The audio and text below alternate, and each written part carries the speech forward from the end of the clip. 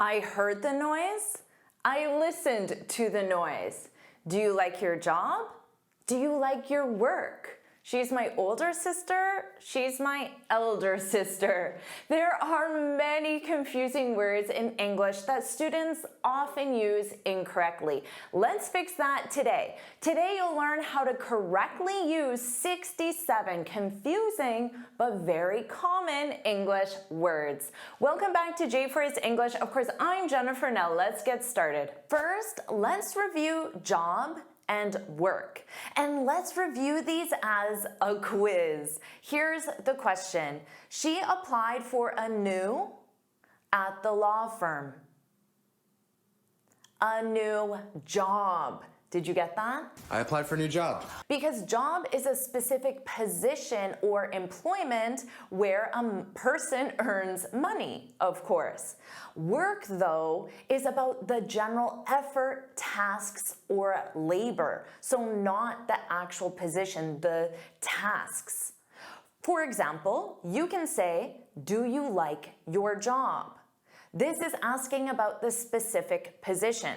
Now you can also say, do you like your work? And this is more focused on the tasks you do, but ultimately they're the same and a native speaker would use them interchangeably. However, you cannot say, she got a new work. She got a new work. You can't say that. You must say, she got a new job. Now this is because work is a collective noun. So in the example sentence, it used a. You can't use a with work because work is a collective noun. So remember, you would say, I have so much work. Work would stay as the singular because it's a collective. I have so much work to do. Now remember, work is also a verb, to work. So you could say right now, I'm working, the verb in the present continuous. I'm working two jobs, two positions to make ends meet, which means to make enough money to survive. I have to work. So now I'll quiz you again. He's looking for new, but finding a good takes time. What do you think? He's looking for new work because remember, work is a collective noun and collective nouns don't take articles. So he's looking for a good job. Don't worry about taking notes because I summarize everything in a free lesson PDF. You can find the link in the description. Now let's talk about story and history. I hear mistakes with these two all the time. Here's your quiz. The book is based on real, not fiction. On real history. This is history in the making. So a story is a narrative. It can be real or it can be fictional, not real, and is told for entertainment or information. Now, history, this is a factual record of past events. So you could say the story about the company dates back to 1920. Dates back to means starts in 1920. Now, you could also say the history. You would need the preposition of. The history of this company dates back to 1920. So with the story of the company, you're going to hear a story, characters, themes, but the history is going to be the factual record. You can say he told an amazing story about his trip to Africa. And notice here, you tell a story. That's the collocation. You can also say we learned about the history of the English language today. There are many different verbs that go with history. For example, you learn, read, discover, discuss, debate, and many other choices. How about this quiz question? He told a funny, but it had nothing to do with actual. This one's easy, right? He told a funny story. It had nothing to do with actual history, the record of past events. Number 3, wedding and marriage. Do these confuse you? How about this quiz question? Were you invited to their to their wedding, because wedding is the event. We are invited to Suki's wedding.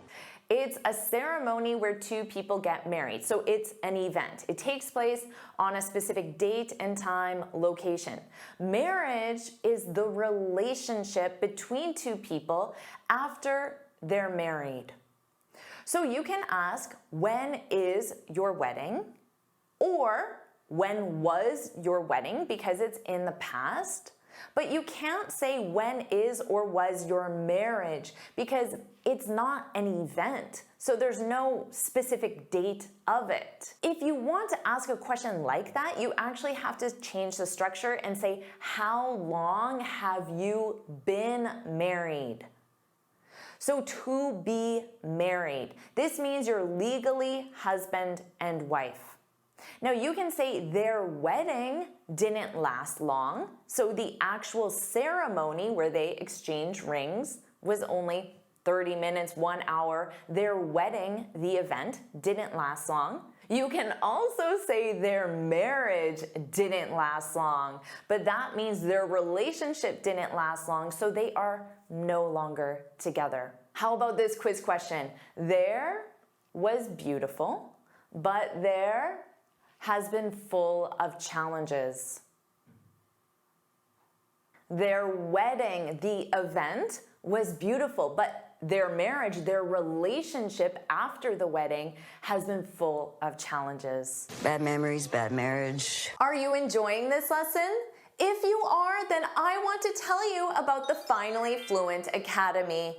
This is my premium training program where we study native English speakers from TV, movies, YouTube, and the news so you can improve your listening skills of fast English, expand your vocabulary with natural expressions, and learn advanced grammar easily. Plus, you'll have me as your personal coach. You can look in the description for the link to learn more, or you can go to my website and click on Finally Fluent Academy. Now let's continue with our lesson. Let's talk about these two confusing nouns. I'm not going to say them because the main confusion is the pronunciation. The Sahara is the largest in the world. So which one? One S or two S's? One S is desert, dry, arid land with little rainfall, which describes our quiz. The other one with two S's is dessert, a sweet dish eaten after a meal. Of course you know that. So let's focus on that pronunciation. So one S, dry, arid land, desert, desert. So notice the syllable stress is on the first sound, da-da, desert. And then two S's, sweets, chocolate, dessert, dessert, dessert. The syllable stress is on the second syllable, da-da, dessert.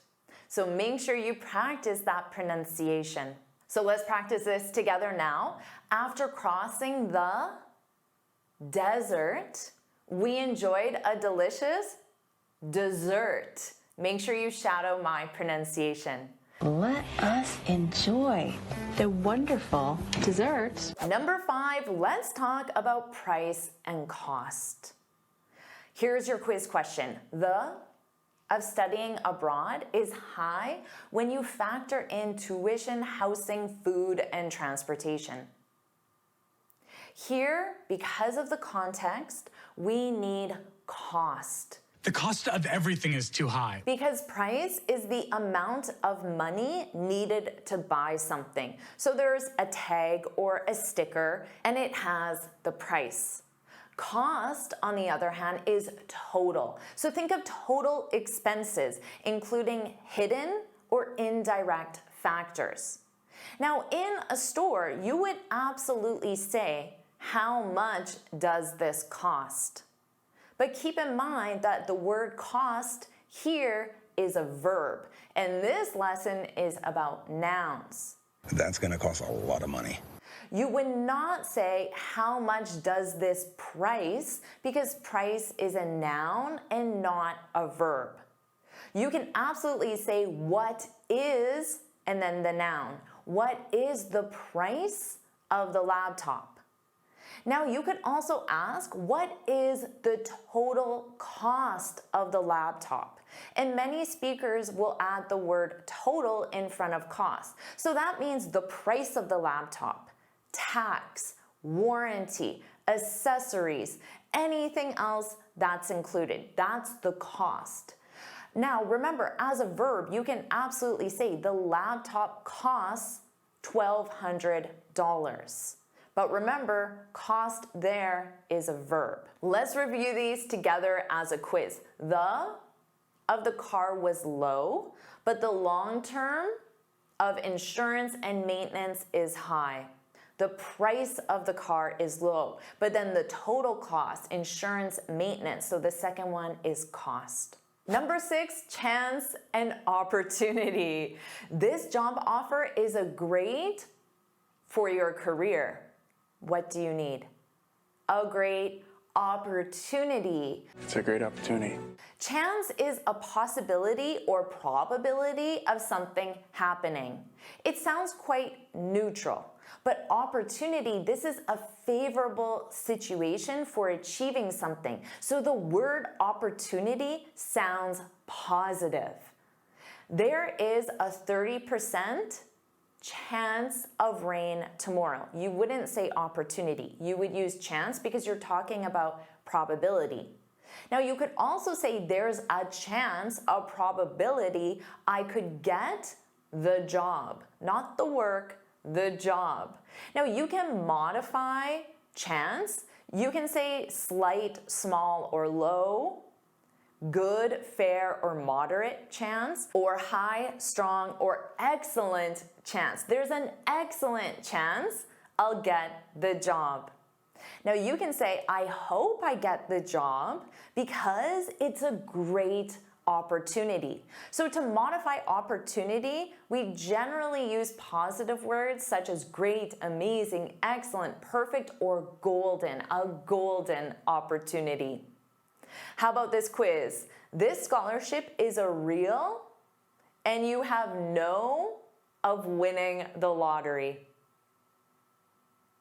You have no chance of winning the lottery. So go for the scholarship because it's a great opportunity. Small chance, but a chance. Number 7, loan and debt. How about this? We took out a to buy the car. We took out a loan. Got it covered. I took a loan. So a loan, this is money borrowed that must be repaid. You can get this from a bank, a friend, or a family member, or a private company. Now debt, this is the total amount of money owed. You take out a loan, that's the most common collocation. You take out a loan. You can also use get, you get a loan.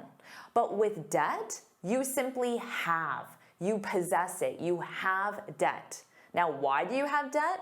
Because you took out loans, so they go together. You can say, I have so much debt.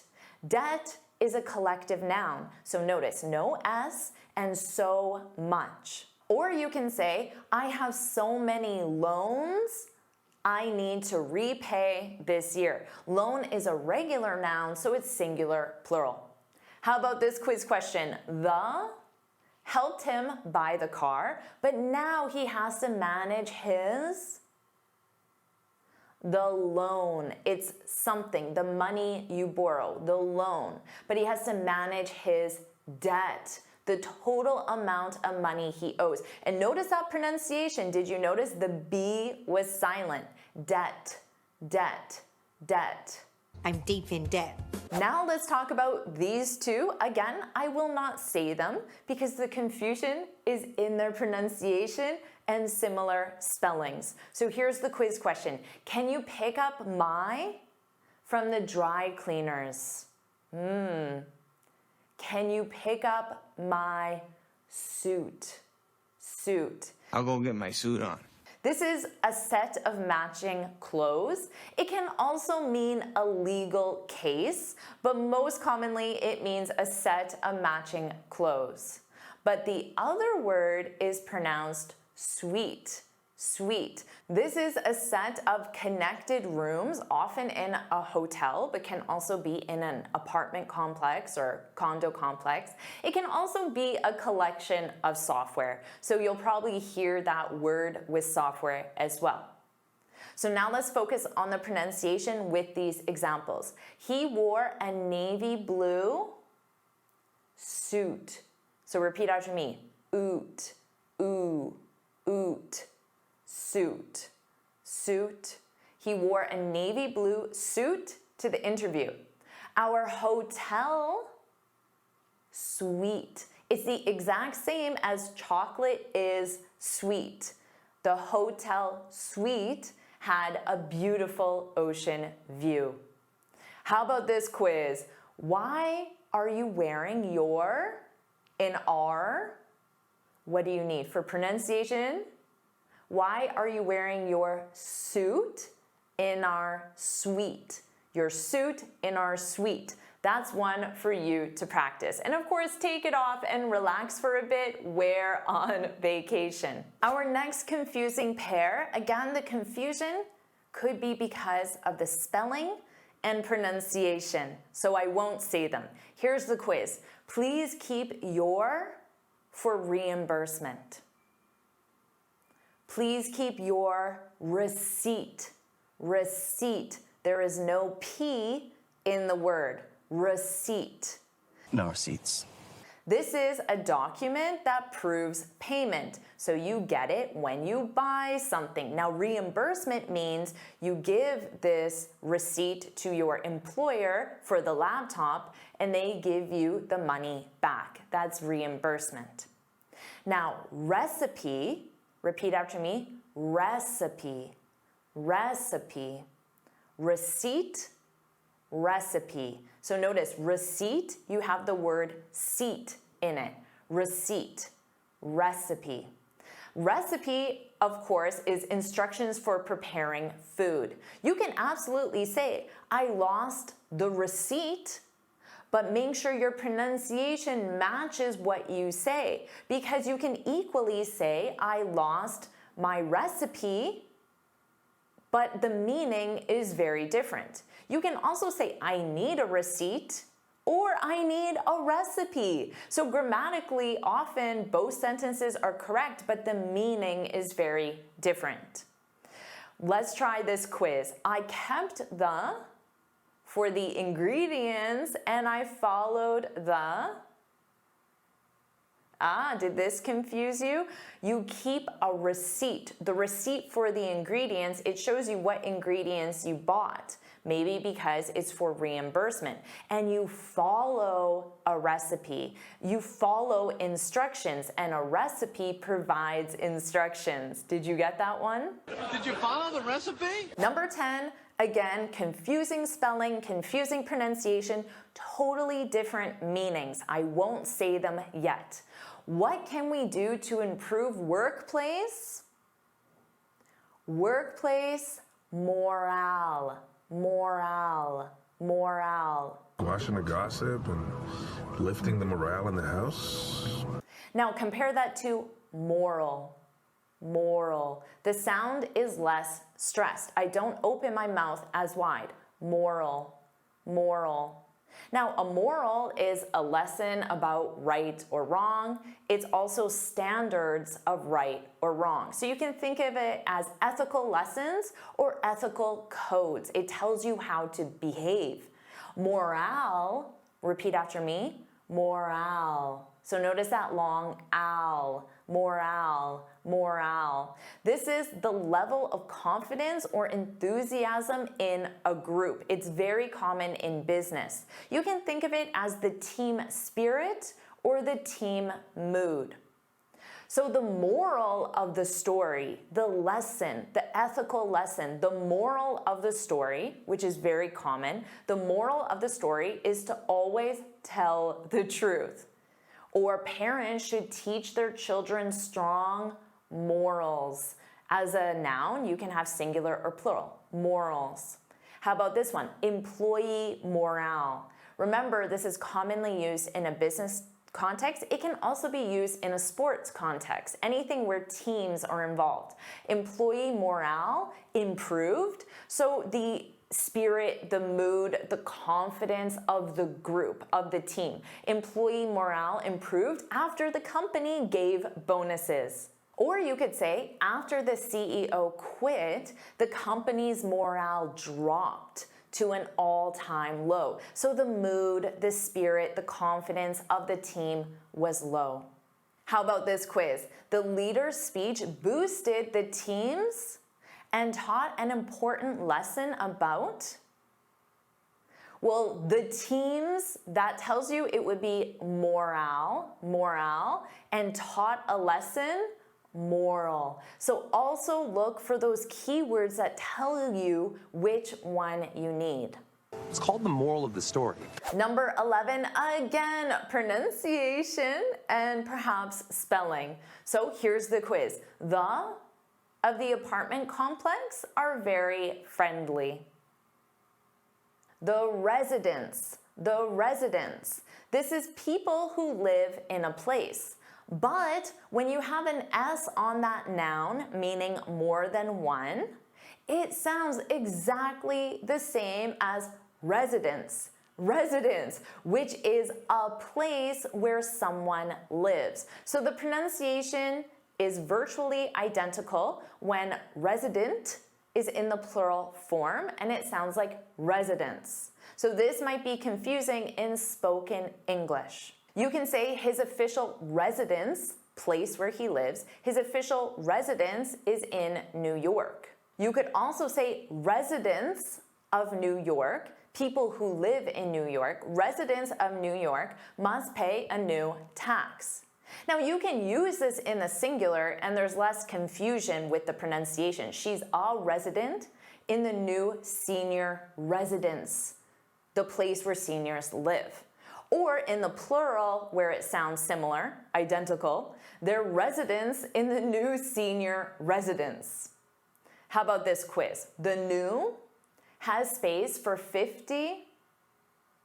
The new residence, place where people live, has space for 50 people, so 50 residents. Maisel residence. Our final confusing pair, weather and climate. What's the like today?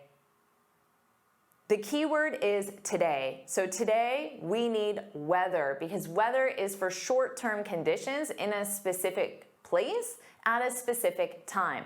Climate is, of course, the longer-term conditions in a specific place, and it's over a significant period of time, 30 years.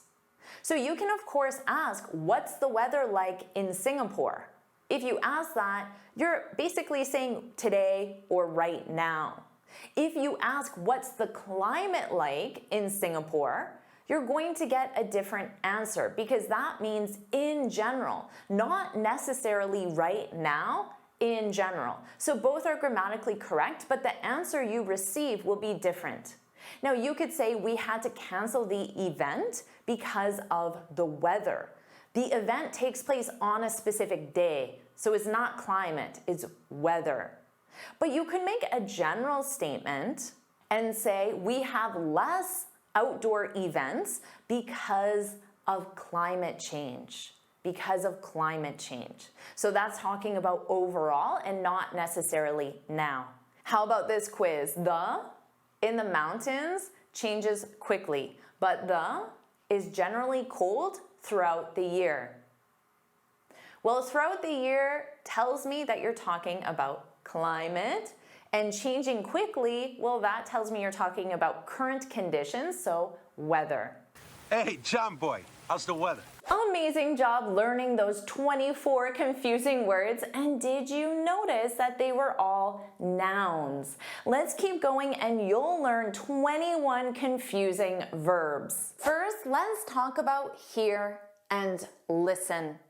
And let's review all of these as a quiz. Here's the question.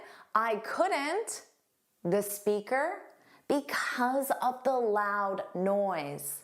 Do you need hear or listen? I couldn't hear the speaker because of the loud noise. Can you hear me? Hear is your ability to perceive sound naturally, so it's one of your senses. This is a passive activity. It doesn't require conscious effort. You could say, did you hear that car alarm at 2 a.m.? I didn't want to, but because I have ears, I heard it. At the beginning of a presentation or a phone call, you can say, can you hear me? Can you hear me okay? How's your ability to perceive me? Now, you could also say, did you hear? Did you hear that Jennifer is hosting a live lesson next week? Notice here, it's to hear information. Did you hear Jennifer is hosting? That's the information. Now, in this case, it's one's awareness or knowledge of news, information, or rumors, and this is usually learned passively. Let's discuss listen. This is when you actively pay attention to sound. So it requires your effort and intention. So if I ask you, are you listening to me? Yes, you can hear my words, but are you concentrating on them? Are you listening to me? So this is very different from can you hear me? Or you could say, I always listen to classical music while I work. So it's your choice. You're actively listening. Are you listening? I'm listening. Now, as a challenge, I want you to create one sentence using these confusing words. And you can do this for each set that we review. So, can you think of one sentence that contains both hear and listen? Here's mine. Share yours in the comments.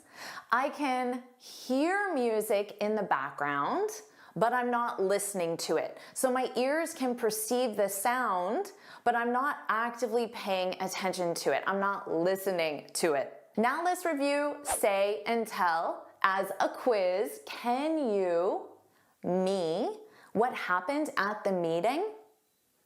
Which one do you need?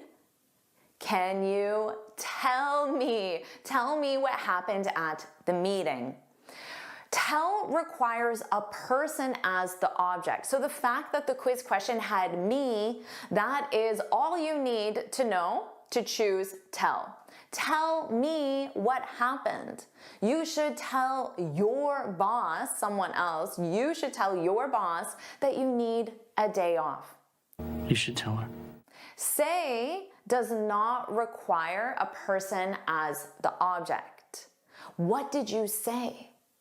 If you use an object, you need the preposition to. What did you say to her, to your boss? Or you could say, she said we should work late.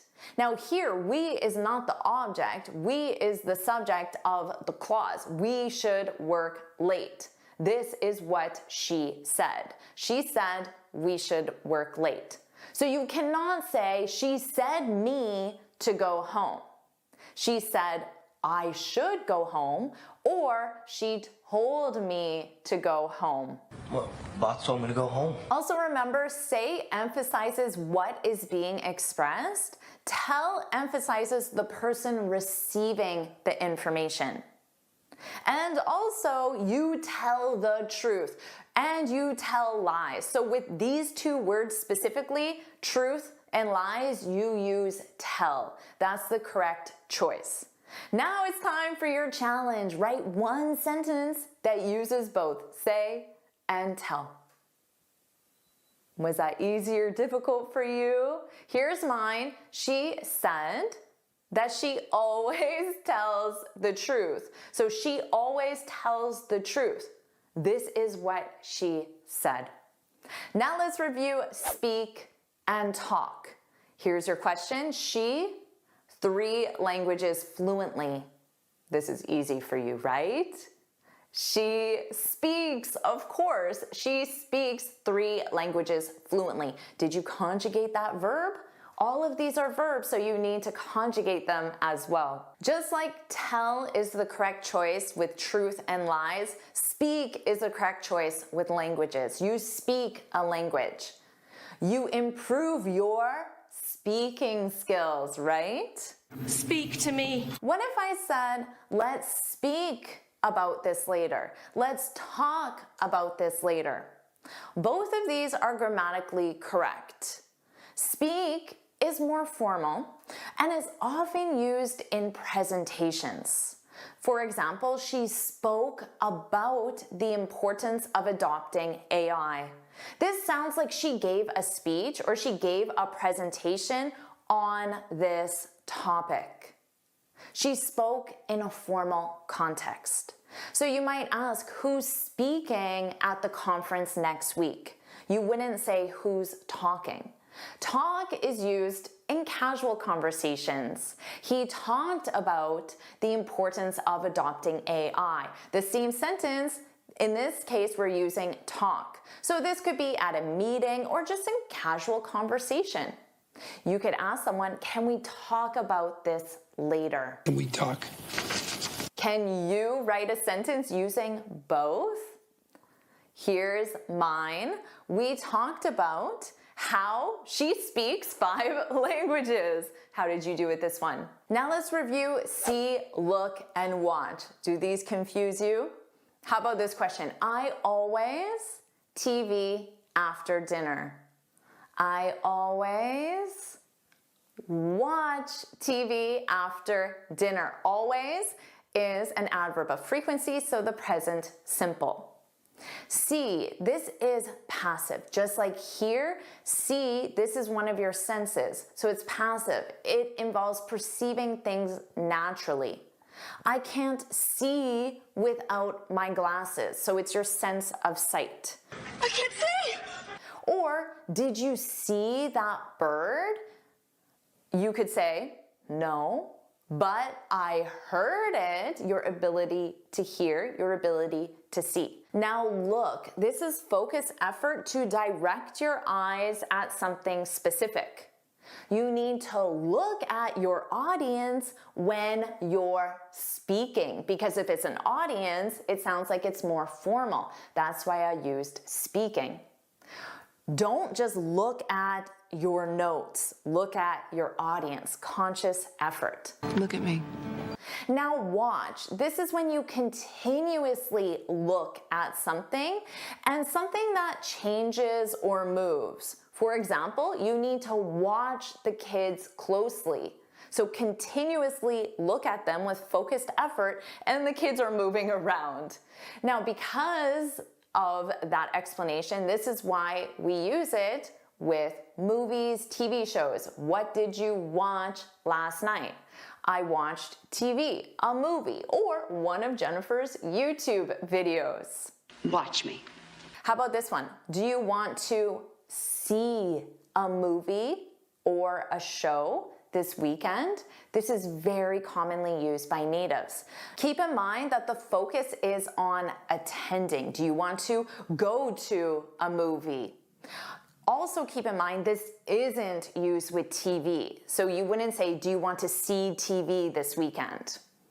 So now that you know the difference, it's time for your challenge and you need to write one sentence with all 3. See, look, and watch. Can you think of one? This might be a little more difficult. Take your time, but here's mine. He looked at the painting, so conscious effort, then saw the artist watching him from across the room. He saw the artist, so he perceived with his eyes, he saw the artist, and what was the artist doing? The artist was watching him, so continuously looking at him. That was difficult for me to think of that sentence, so don't worry if it takes you time. Let's move on to bring and take. Here's your question. I'm in the living room. Can you me some water? Which one do you need? Can you bring me some water. Bring, this is movement toward the person. The water is moving toward me, the person who asked. Hey man, can you bring me a sparkling water?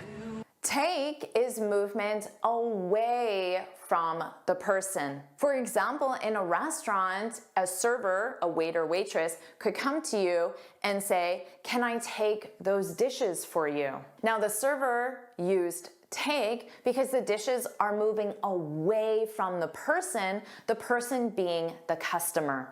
I will take the free food. This is why you can't say, "Can you take those files here?"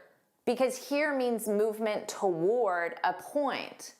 Can you bring your files here? Because the files are moving toward a point. Same thing with don't forget to bring your passport to the airport because the movement of the passport is going toward the airport. Now share your challenge sentence in the comments. Again, this wasn't easy for me. I had time to think of these. Here's mine. Could you bring the documents to my office and then take these files back to yours? Because the documents are moving toward me, but then these documents are moving away from me. Let's review fit and suit. Here's your question. Do you think this color, me? Do you think this color suits me? Suits me. Fit is the correct size or shape. You could say, this jacket doesn't fit me. It's too tight. You need a larger jacket. Or you could say, this jacket fits perfectly. It's the correct size and shape. Or there's no way that box will fit in the trunk. The size of the trunk is too small for the size of the box. It's not gonna fit. Suit is about complementary style or appearance. So if something is complementary, it means it goes well together. You could say living downtown really suits her.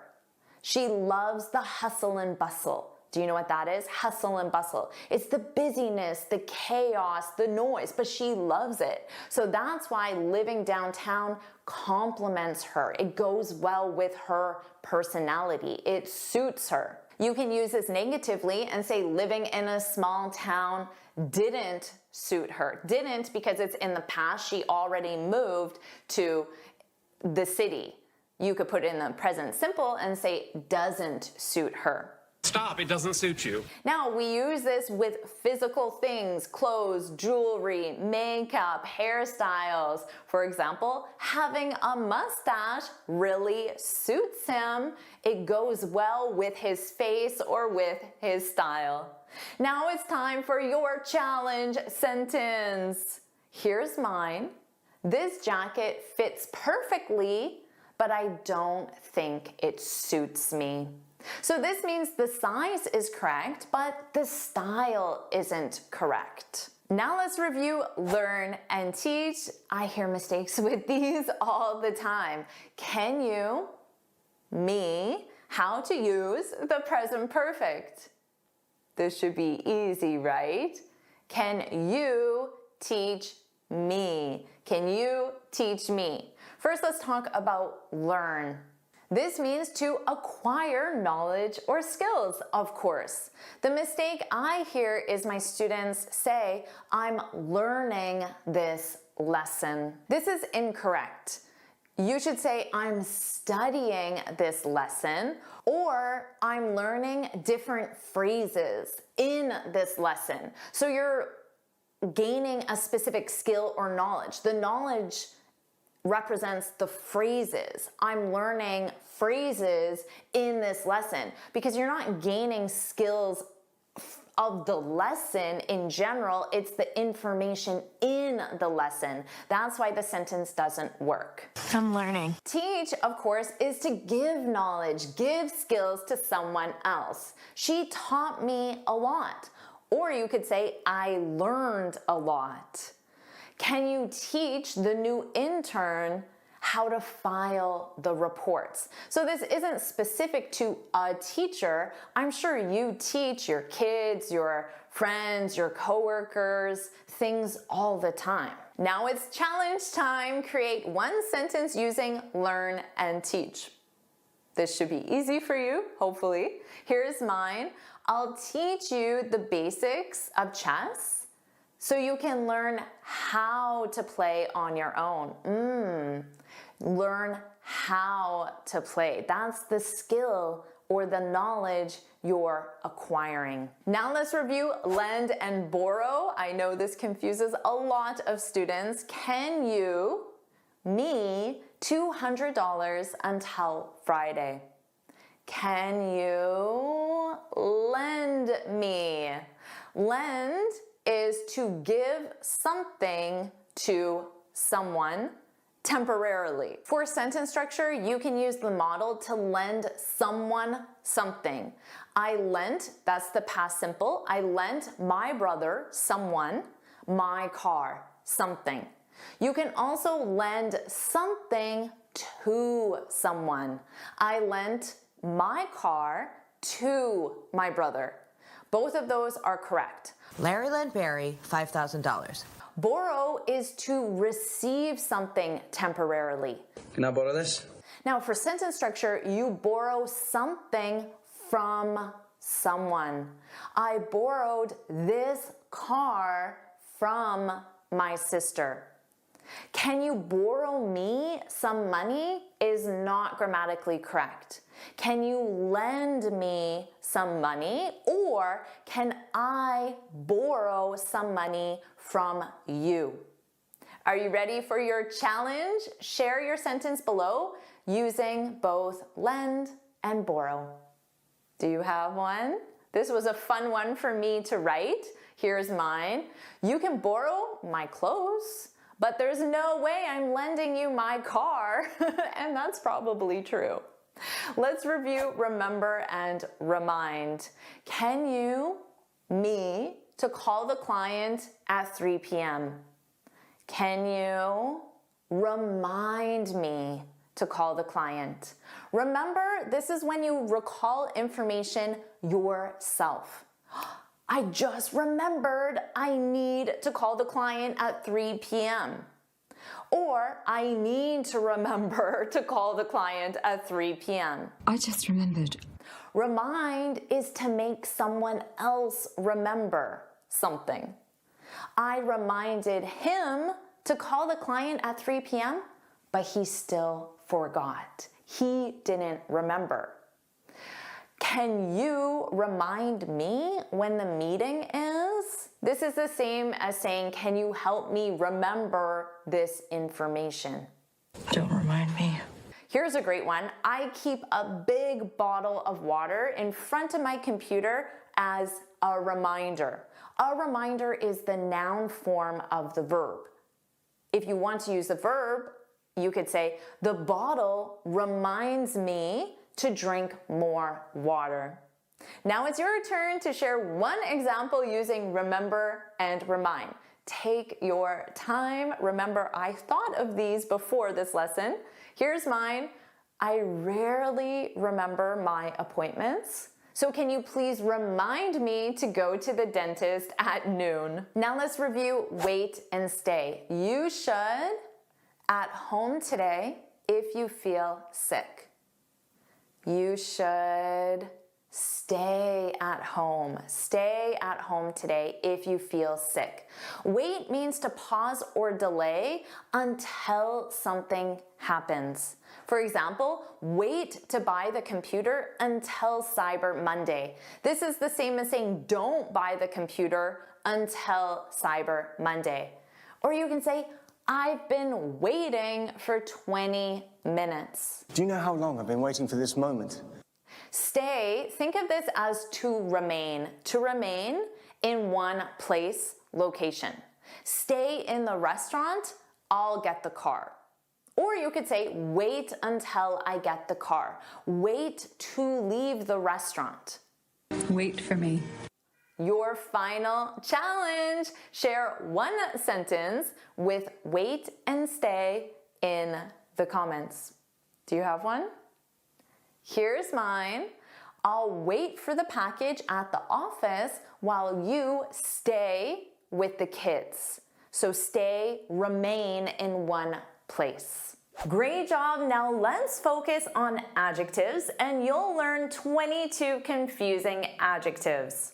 Let's review these confusing adjective pairs as a quiz. Here's the first pair. Envious and jealous. Which one do you need? Sarah was of her coworker's promotion and that she'd be spending more time with their boss than her. The first one you need, Sarah was envious of the promotion and jealous of the coworker spending time with the boss. Now, these are commonly confused because they both relate to negative emotions about what other people have. The coworker has the promotion, has the time with the boss.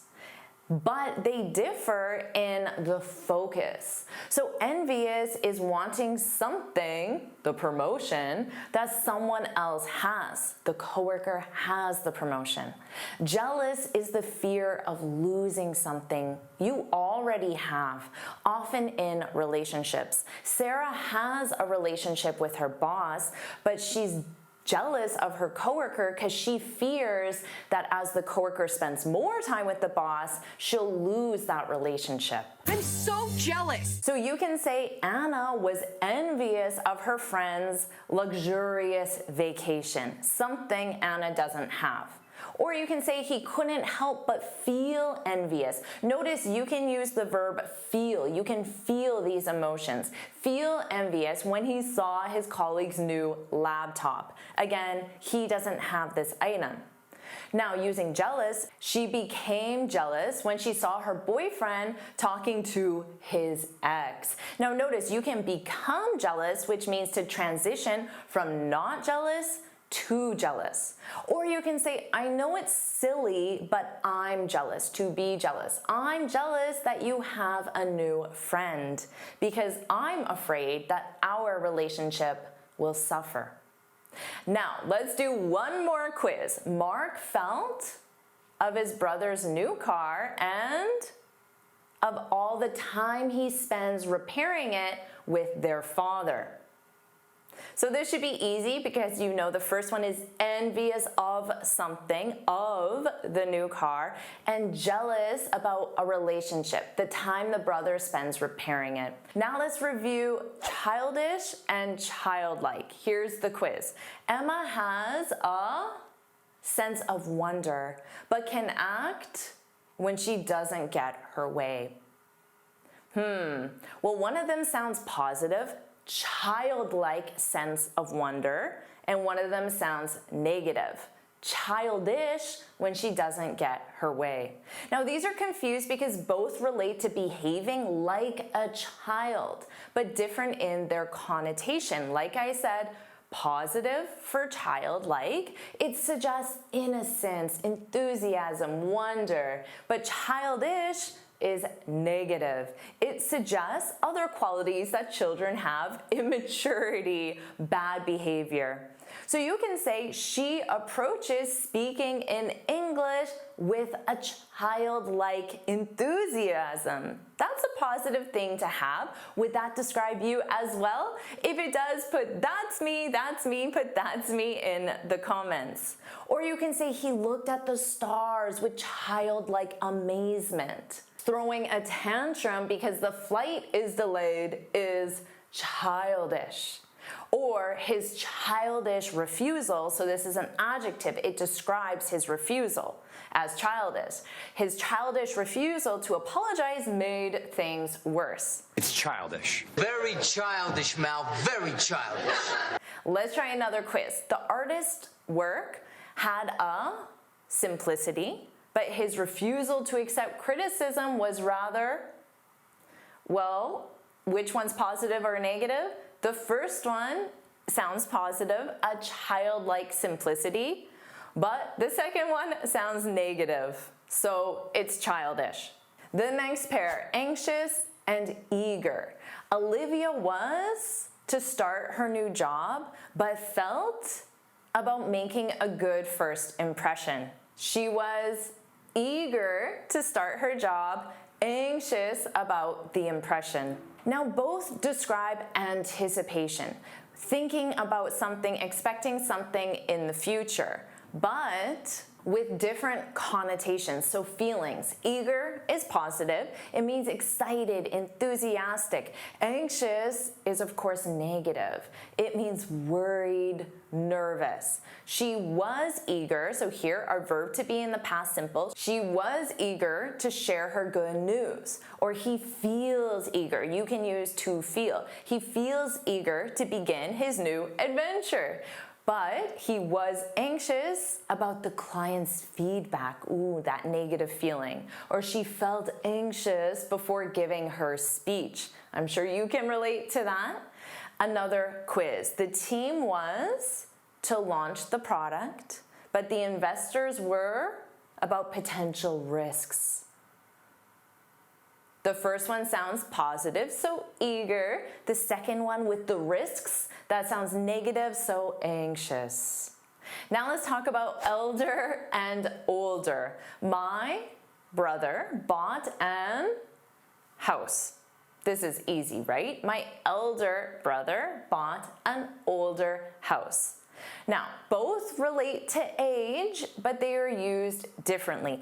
Elder is mainly used for people, brother, sister, specifically when comparing family members, and it means born before another.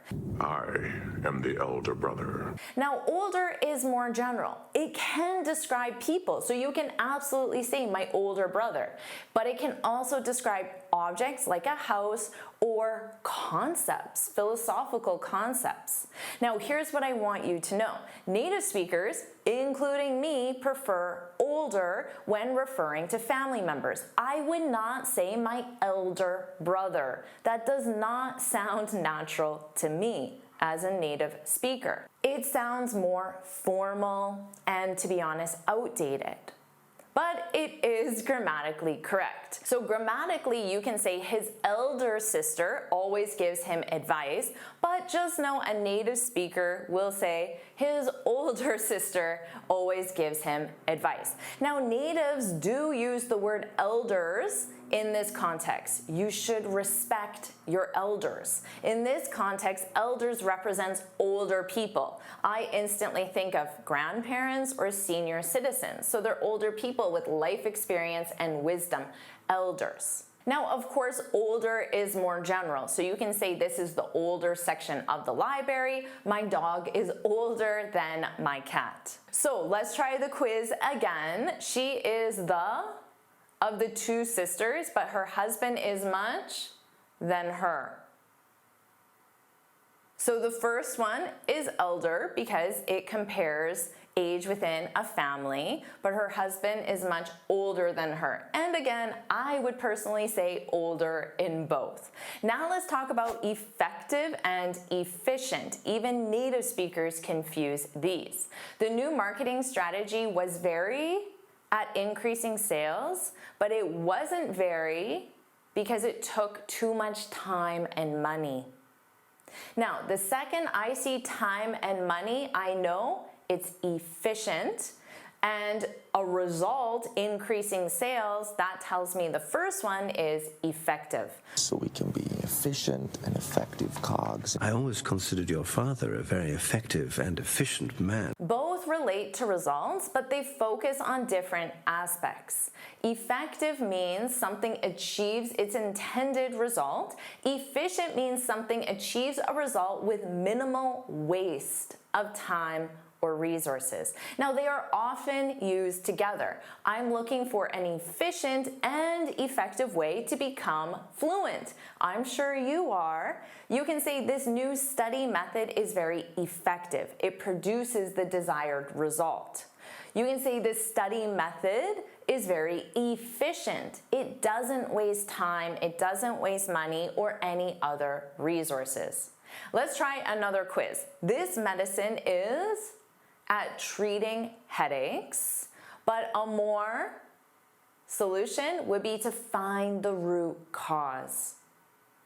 Well, the first one talks about achieving a result, so effective, and then the second one is talking about using resources, so efficient. Now let's talk about respectable versus respectful. Here's the quiz. The professor's students are in his class because he's the students are respectful because he's respectable. So both relate to the concept of respect, but they describe things differently.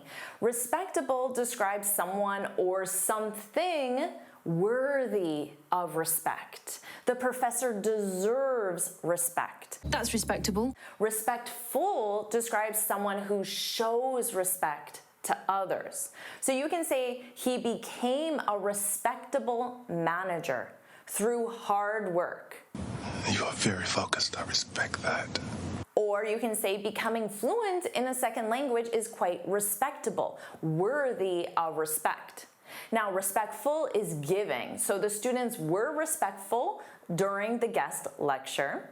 Or you can use this in the imperative. Please be respectful of all the different cultures and customs in this group. Now let's try another quiz. Despite working in a male-dominated industry, her colleagues are always towards her and treat her like a engineer. Well, her colleagues show respect, so they're respectful because she deserves respect because she's a respectable engineer. Let's talk about lonely and alone. Even though he was in the house, he didn't feel because he was busy reading. He was alone in the house. He didn't feel lonely. So they both relate to being by yourself, but again, they have different meanings. Lonely means feeling sad and is due to a lack of social connection. So it sounds negative. Alone just means physically by yourself. It's not positive or negative, it's neutral. You can say he felt lonely. Again, this is an adjective that you feel the emotion. He felt lonely after moving to a new city. I am lonely! Even though she has a big family, she sometimes feels lonely. Now you can say, I prefer to study alone. So how do you study? Alone, without anyone else. Or I usually eat lunch alone in the garden, by myself, without anyone. Let's try another quiz. Although she likes spending time, working remotely can get... She likes spending time alone by herself, but working remotely can get lonely. So notice here, to get lonely talks about that transition from not lonely to lonely. Now let's talk about incredible and incredulous. Do you know this adjective? It's an advanced one, incredulous. She had an opportunity to receive a free scholarship abroad, but her parents were, when she told them about it. She had an incredible opportunity, but her parents were incredulous. So both relate to believability, but they differ in meaning. Incredible means amazing or unbelievable in a positive way, but incredulous, it describes someone who is skeptical, doubtful, or disbelieving. So the parents were skeptical about this incredible opportunity. So of course with incredible, you can say the view from the top of the mountain was incredible. Incredible view. Or he told an incredible story about his travels. Now with incredulous, she gave him an incredulous look when he claimed he learned English in 1 month. So a skeptical look, like, I don't believe you. Or my boss was incredulous when I said that my dog ate the proposal. So my boss did not believe my excuse. Now let's try a quiz now that you understand what incredulous means. At first, I was of the discount, but it was an deal in the end. So at first I was skeptical, doubtful. I didn't believe it. I was incredulous, but it was an incredible deal. Let's talk about famous and infamous. Here's the quiz. The director is for his blockbuster films, but his former partner became after a scandal on set. Ooh. The director is famous, but the partner, scandal, that tells you you need infamous. So both relate to being widely known, but again with different connotations. Famous, it sounds positive, or at least a neutral reputation of being well known, but infamous, there's a negative reputation. You're well known for something negative, like a wrongdoing or a scandal. Notice that pronunciation because it's infamous. The syllable stress is on the in, so it's not infamous. No, that's not how you say it. Infamous, infamous. So let's see these two together, positive and negative. The city is famous for its historic architecture, but infamous for its high crime rate. Or the author became famous after publishing a best-selling novel about an infamous politician.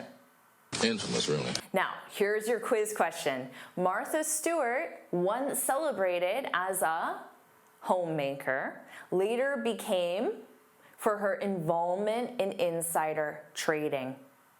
Well, if you know that insider trading is a crime, then you know that she became infamous for insider trading, although she has always been a famous homemaker. Now let's talk about complementary and complementary. Notice that different spelling.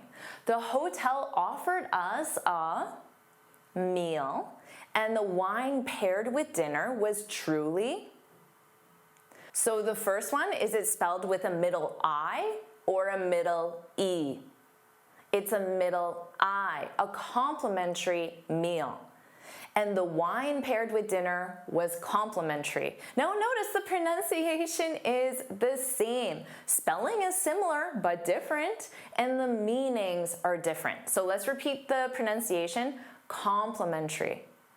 Complementary. Now, complimentary with an I means free of charge, $0, or it can also mean giving praise, giving compliments.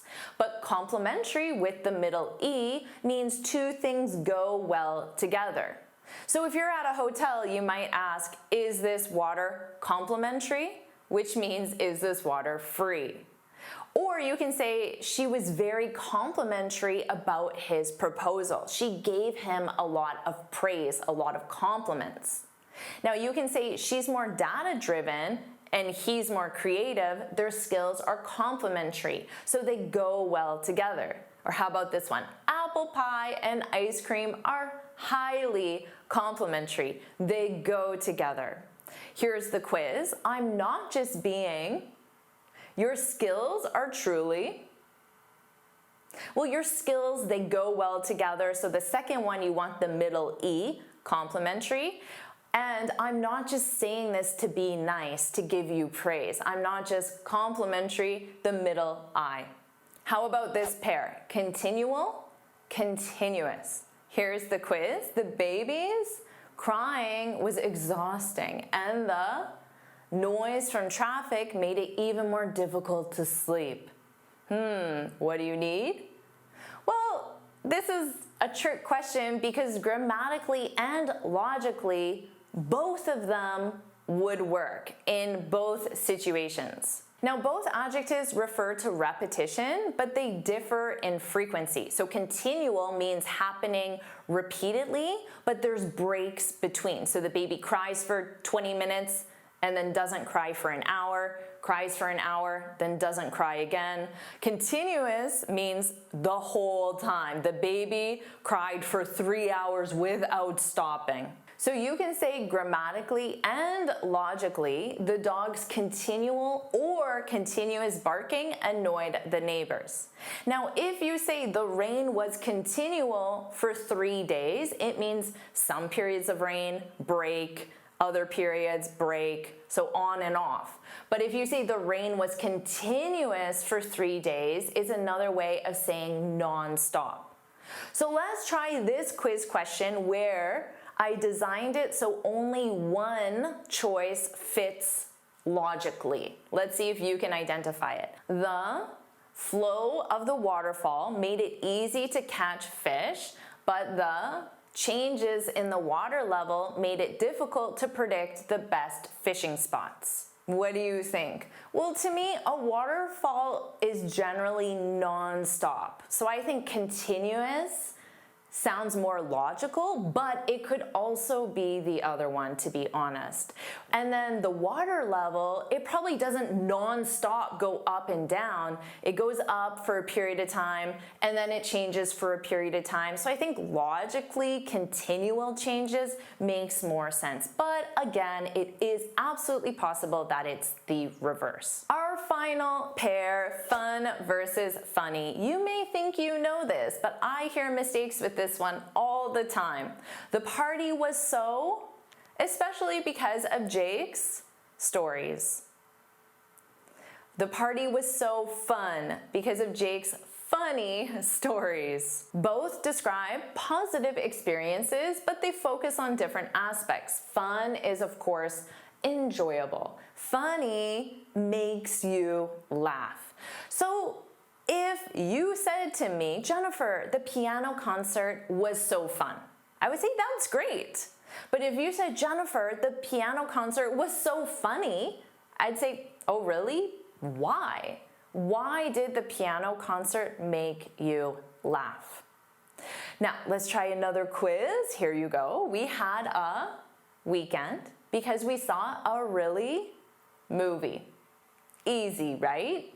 We had a fun weekend because we saw a funny movie. Do you want me to keep teaching you confusing word pairs? If you do, put let's go in the comments. And of course, make sure you like this lesson, share it with your friends, and subscribe so you're notified every time I post a new lesson. And you can get this free speaking guide where I share 6 tips on how to speak English fluently and confidently. You can click here to download it or look for the link in the description. And here's another lesson I know you'll love. Watch it now.